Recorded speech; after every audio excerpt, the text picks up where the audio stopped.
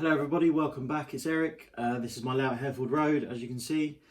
It's been a while since I did a little 10-minute trains episode, so I've just finished upgrading my EFE Island Line Class 483, better known as 1938 stock. So I thought we'd take a quick look at that, see the upgrades that I've done to it, and see it running on the layout. So stay tuned and we'll have a look. So you can see here, I've actually got two sets of these Island Line 483s. I've got one set here which is untouched and completely standard, and I've got my new upgraded set here that I've just been working on. So just to give you a sort of bit of background, these have been around for quite some time now. I think it was the early 2000s they were released. They are a die-cast chassis and a plastic body, and they are a static model, so they're not motorised, and because of this, the bogies fitted aren't very good at all, and if you do motorise them without changing those, you're going to struggle to pull it. They don't have lights as standard, but otherwise they're a very nice little design and they really do capture the model quite well. Obviously you can see the main thing exterior wise on mine is I've got rid of the London Transport logos, and I've had John from Precision Labels kindly print me up some Island Line decals. To do this, I sent him a photo of a square on shot of an Island Line train with this decal on it, and then also sent him a picture of this model with a tape measure across the side so he could get an idea of the size. And I have to say, he's got it completely spot on, and I'm super happy with these because it's not something that people generally do to them, although this is how they actually run today, so it's nice to have that. But yeah, as I mentioned, these are an unmotorised set. Mine is now motorised. Now to do this, I have had to Dremel the living daylights out of this model, because what I've actually fitted, instead of the standard Tenshodo spud motor that people generally fit, I fitted the drivetrain out of one of these, funnily enough, which is a Bachmann S-Stock. So I've had to cut the floor out, a big square out of the floor, to sink the motor through the floor. I ignore that this is a little bit sort of messy. You can't see this when it's on the track. But yeah, so the motor is sunk through the floor and sort of bonded in place so that it can't move. And then we've got a Bachmann S-Stock drive bogie as well. For that, I've had to make a custom bracket inside the model for it to sit in. But it really does work well. And because, as you can see, it's got a big flywheel on it, it really does run quite nicely and it's very smooth compared to a Tenshodo, which I've had no end of problems with. You'll see there's a 1962 stock just creeping in the corner there. That's fitted with a pair of them in that car, and the running qualities are just nowhere near as good, and that's what I would consider a good set. Generally they just don't respond well to DCC. But yeah, so Bachmann S-Stock drive setup.